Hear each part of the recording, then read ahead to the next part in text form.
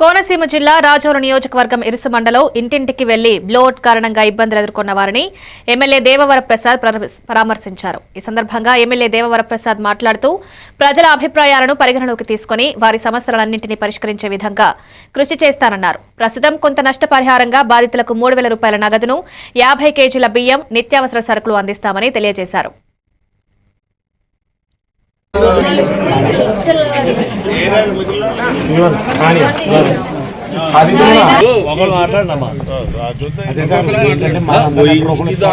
మేము ఇప్పుడు మాకు నష్టం జరిగింది కనుక ఈ నష్టాలను మేము గ్రామానికి ఉపయోగపడేలా చేయాలనుకుంటామండి.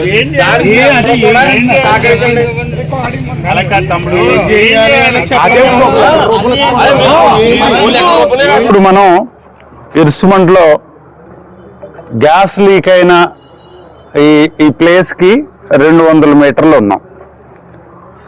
ఇల్లు నేను ఒక దగ్గరలో ఉన్న ఇంటి నుంచి నేను మాట్లాడుతూ ఉన్నాను. ఈరోజు ఇరుసుమండలో గ్రామస్తులందరితో కూడా కలవటం జరిగింది.